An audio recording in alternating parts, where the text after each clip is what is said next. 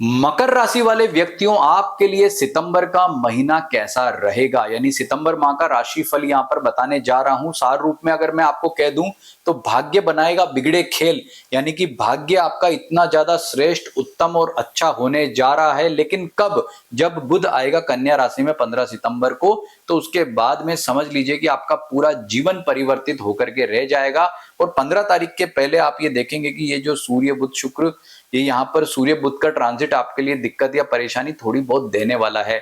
तो इस वीडियो में पूरा पूरा आपको ग्रह कैसे फल प्रदान करेंगे, किस जीवन के क्षेत्र में क्या आपको फल मिलेगा, और क्या जो है ट्रिक अपनाने से आपका जीवन बहुत ही सकारात्मक तरीके से परिवर्तित हो सकता है, सभी बात करेंगे। और न केवल ये फल आपको यहाँ पर राशि के आधार पर, वरन आपके नक्षत्र के आधार पर भी विस्तार से बताएंगे। तो आपको अभी तक आपने हमारे चैनल को सब्सक्राइब नहीं किया तो वो कर लीजिए। और एक बात और, आपको ये जो राशिफल यहां मैं बता रहा हूं, ये कॉमन है सभी मकर राशि वालों के लिए, लेकिन ये व्यक्तिगत कैसे बनाया जाए, यानी कि मेरे खुद के लिए फल कैसे रहेंगे, उसकी ट्रिक या उसके सिस्टम या नियम को भी हम आपको यहाँ पर समझाएंगे। तो अभी तक आपने हमारे चैनल को सब्सक्राइब नहीं किया तो वो करें। और अपना जन्म नक्षत्र पता करना चाहते हैं कि ये उत्तराषाढ़ा श्रवण धनिष्ठा में से कौन सा है, तो अपनी date of birth, time, place या तो हमें कमेंट में लिख दो या फिर हमें जो है आप व्हाट्सअप कर दीजिए। और नीचे एक लाइन जरूर लिख देना कि मेरा जन्म नक्षत्र और जन्म राशि बताएं। तो आइए जानते हैं, सबसे पहले स्वास्थ्य की बात करते हैं। स्वास्थ्य के मामले में ये जो महीना आपके लिए अच्छा कह सकते हैं। शनि आपके तीसरे घर से ट्रांजिट कर रहा है, जो कि आपको बहुत ही उत्तम फल प्रदान कर रहा है। भले वक्री है, फिर भी आपकी जो है वो रोग प्रतिरोधक क्षमता को श्रेष्ठ करता है, यानी कि स्वास्थ्य के मामले में बहुत ही पॉजिटिविटी रहेगी। लेकिन शुरुआती दिनों में सूर्य और बुध का ट्रांजिट जो है अष्टम भाव से हो रहा है, वो ज्यादा अच्छा नहीं कहा जा सकता है। इसकी वजह से आपको जो है कहीं ना कहीं थोड़ा भाग्य का जो लाभ बाद में तो मिलेगा, लेकिन ये सूर्य आपका हेल्थ के मामले में थोड़ा दिक्कत परेशानी आपको माइनर दे सकता है इन दिनों में। यानी 15 तारीख से पहले आपको यात्राओं पर जाने से बचना होगा, लेकिन 15 तारीख के बाद आप बेशक कहीं भी जाइए, यात्राएं करिए, भाग्य अच्छा होगा। तो कोई भी महत्वपूर्ण कार्य करना हो, लंबी दूरी की यात्राएं करनी हो, तो आप कब करेंगे? 15 सितंबर के बाद में। आर्थिक स्थिति की बात कर लेते हैं। आर्थिक मामले में सप्ताह आपके लिए काफी अच्छा कहा जा सकता है। जीवन में सकारात्मक बदलाव होंगे, धन आने के योग बनेंगे। कहीं कोई धन अटका हुआ है तो वह भी प्राप्त होगा। लेकिन मैं कहूंगा कि भाई 15 सितंबर के बाद आपकी आर्थिक स्थिति ज्यादा अच्छी रहेगी और भाग्य का सहयोग मिलने से आर्थिक अनुकूलता श्रेष्ठ कह सकते हैं। पारिवारिक सुख की बात कर लेते हैं। पारिवारिक सुख में अनुकूलता दिख रही है। पूरे महीने लगभग अच्छा फल आपका रहने वाला है। माता पिता सभी से एक अच्छा रिलेशन आपका बन रहा है। लेकिन 15 सितंबर के बाद में शुक्र अष्टम भाव में जा रहा है, तो कहीं ना कहीं थोड़ा पिता की हेल्थ को लेकर के थोड़ी दिक्कत या परेशानी रह सकती। बाकी अच्छा है, जो आपके भाई लोग हैं उनसे रिलेशन अच्छा बनेगा। बाकी जो पारिवारिक परिवार के लोग हैं उनसे भी बॉन्डिंग बहुत ही शानदार कह सकते हैं, यानी कि पारिवारिक सुख आपका अच्छा कहा जा सकता है। वैवाहिक जीवन में थोड़ी यहाँ पर उठापटक जरूर दिखाई देती है। कुछ दिन ऐसे हैं जिनमें आपको ज्यादा दिक्कत रहेगी, और वो दिक्कत सभी क्षेत्रों में रहेगी, लेकिन खास करके जो है आपका वैवाहिक सुख ज्यादा दिक्कत प्रभावित न रहे, इसके लिए 2, 3, 11, 12, 19, 20, 21, 29 और 30 ये जो दिन है आप नोट कर लीजिए मकर राशि वाले मित्र। ये दिन जो है आपके लिए दिक्कत या परेशानी वाले रह सकते हैं, यानी कि इन दिनों में आपको सबसे ज्यादा सावधान और सतर्क रहना होगा, क्योंकि यह समय आपके लिए परेशानी वाला रह सकता है। इसके बाद बात करते हैं आपके व्यापारियों के लिए समय कैसा रहेगा। तो व्यापारियों के लिए समय बेस्ट कह सकते हैं। व्यापारिक लाभ अच्छा है, और आपके लिए व्यापारिक लाभ जो श्रेष्ठ बनता दिखाई दे रहा है वो इस महीने के उत्तरार्ध में, यानी कि उत्तरार्ध में समय आपका ज्यादा अच्छा रहेगा। तो व्यापार से संबंधित जो भी महत्वपूर्ण डिसीजन आपको लेने 15 तारीख के बाद लेंगे, तो वो ज्यादा अच्छे श्रेष्ठ आपके लिए कहे जा सकते हैं। और जो है नौकरी पैसा वालों की बात करें, तो नौकरी पैसा वालों के लिए ये जो महीना है ये शुरुआत में शानदार है, लेकिन शुक्र का जब अष्टम भाव में ट्रांजिट होगा तो थोड़ी दिक्कत या परेशानी बढ़ेगी। तो आपको अनुकूलता के लिए क्या करना, आप उपाय जरूर लिख लीजिए। नंबर 1, ओम शुम शुक्राय नमः मंत्र का जप करें।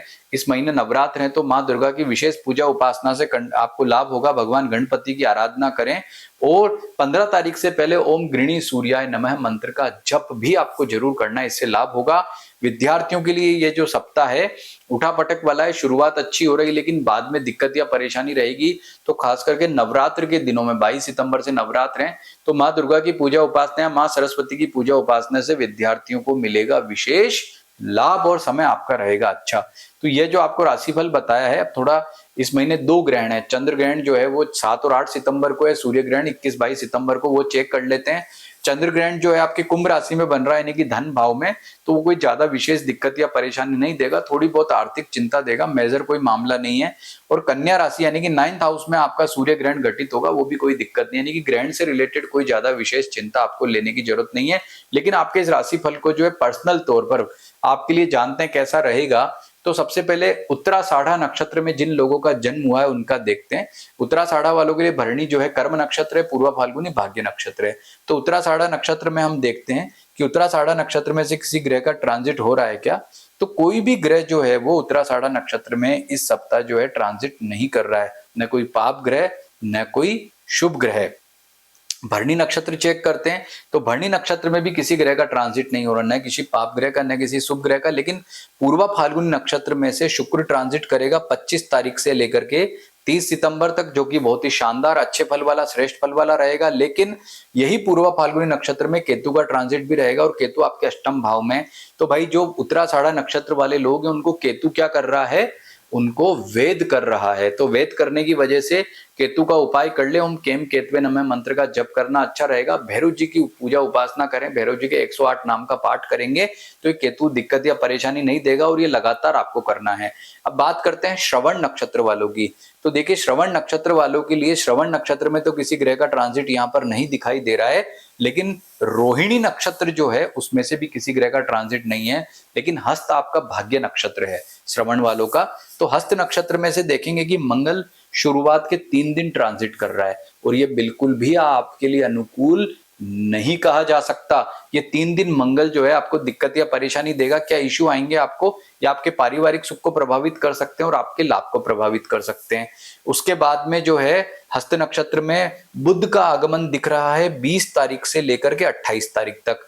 ये बुध ग्रह जो है आपका लिख करके ले लें कि जब यह आपके हस्त नक्षत्र में आएगा तो आपके लिए भाग्य के जो है भरपूर फल प्रदान करेगा। ये जो मैंने लिखा है ना, भाग्य बनाएगा बिगड़े खेल, तो आप पक्का मान करके चले जिनका श्रवण नक्षत्र है उनके लिए 20 तारीख से लेकर के और 28 तारीख तक का समय बहुत ही शानदार और लाजवाब कहा जा सकता है। आप ये लिख के ले लीजिए। उसके बाद में बात करते हैं धनिष्ठा नक्षत्र वालों की। तो देखिए धनिष्ठा नक्षत्र में किसी ग्रह का ट्रांजिट नहीं है। मृगशिरा में चेक कर लेते हैं तो मृगशिरा नक्षत्र में से भी किसी ग्रह का ट्रांजिट अभी नहीं हो रहा है। और चित्रा आपका जो है भाग्य नक्षत्र है, तो चित्रा नक्षत्र में से आप देखेंगे किसी ग्रह का हो रहा है। तो देखिए 3 तारीख से 23 तारीख तक मंगल चित्रा में रहेगा। धनिष्ठा नक्षत्र जिसका स्वामी भले मंगल हो, लेकिन आप ही के मंगल का वेद करना आपके लिए अच्छा नहीं है। तो धनिष्ठा नक्षत्र जिन जिनका है वो नोट कर लें कि भाग्य नक्षत्र से मंगल का वेद होने से आपका जो है वो पारिवारिक सुख प्रभावित हो सकता है, लाभ प्रभावित हो सकता है। यानी मंगल बिल्कुल अच्छा नहीं है 10 दिन के 20 दिन के लगभग। तो आपको ओम अम अंगारकाय नमः मंत्र का जप करना है, इससे अनुकूलता मिलेगी, समय श्रेष्ठ रहेगा और अच्छे आपको फलों की प्राप्ति होगी। और आपका बाकी चित्रा नक्षत्र में से देखते हैं किसी ग्रह का ट्रांजिट हो रहा है क्या। तो शुक्र जो है वो और बाकी ग्रह चित्रा नक्षत्र में से ट्रांजिट करेंगे। तो बुध जो है वो 2 दिन 28, 29, 30 3 दिन के लिए चित्रा नक्षत्र में आएगा, तो यह आपको बड़ी राहत प्रदान करेगा। लेकिन उससे पहले मंगल जो राशि परिवर्तित कर चुका होगा, तो मंगल आपको दे रहा है दिक्कत और बुध आपको दे रहा है अच्छे फल। तो ये जो मैंने आपको बताया नक्षत्र के आधार पर, इसको भी आप नोट कर लो। जो आपका नक्षत्र है उसके आधार पर इन फलों को आप जान सकते हैं। और ये राशिफल क्यों देखना चाहिए, क्योंकि भाई आपको जो पता तो लगे सितंबर में कौन से दिन मेरे लिए अच्छे हैं कौन से खराब हैं, इसलिए राशिफल देखने से ये बहुत बड़ा लाभ मिलता है। लेकिन आपको एक बहुत महत्वपूर्ण बात बताऊं कि इसे पर्सनलाइज कैसे करें, मतलब ये जो कॉमन फल है, क्योंकि भाई मकर राशि वाले तो करोड़ों लोग दुनिया में हैं, कैसे पता पड़े कि मेरे लिए जो है वो ये राशिफल कैसा रहेगा। तो इसको हम समझते हैं कि आप कारक अकारक सिद्धांत पर इसे समझ सकते हैं। कैसे, जैसे मान लीजिए कि आपका मकर राशि है, लेकिन आपका लग्न क्या है। लग्न का तात्पर्य है कि जब कोई बच्चा जन्म लेता है तो पूर्वी क्षितिज पर जो राशि उदय होती है उसको लग्न में रखते हैं, यानी कि वो लग्न राशि कहलाती है। उसके आधार पर जन्म पत्री बनती, पूरा प्रिडिक्शन होता है और वहीं से निर्धारित होता है कारक अकारक ग्रह। तो मान लीजिए जैसे मकर लगन वालों के लिए अभी सबसे बेस्ट शनि फल अच्छे दे रहा है, तो कौन से वो लग्न है जिनको ज्यादा फायदा होगा, शनि ज्यादा फल अच्छा देगा।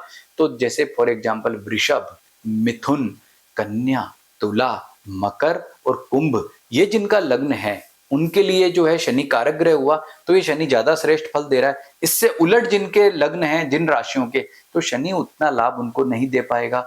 ऐसे ही आप नेगेटिव ग्रह वो भी देख लो, जैसे सूर्य आपका नेगेटिव जो है वो ट्रांजिट कर रहा है, तो किनको ज्यादा दिक्कत देगा?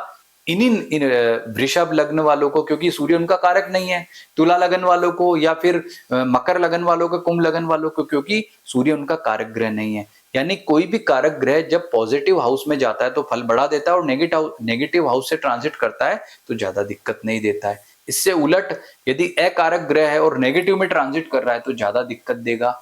तो एक तो यह सिद्धांत आपको पता होना चाहिए। दूसरा, भिन्नाष्टक वर्ग का विचार वो कैसे देखते हैं? जैसे शनि आपके मीन राशि से ट्रांजिट कर रहा, बड़ा ही शानदार फल प्रदान कर रहा है, तो जो है अपनी कुंडली में, ये हर व्यक्ति के अलग अलग होता है, तो अपनी कुंडली में शनि का भिन्नाष्टक चेक करो।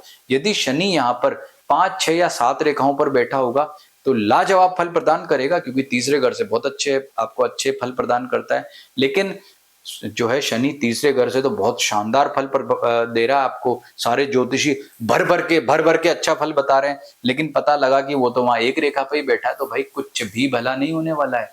तो ये जो आपको जानकारी बता रहा हूं ना, इससे ही आप पर्सनल तौर पर ये पता लगा पाएंगे कि मेरे लिए ये राशिफल कैसा रहेगा।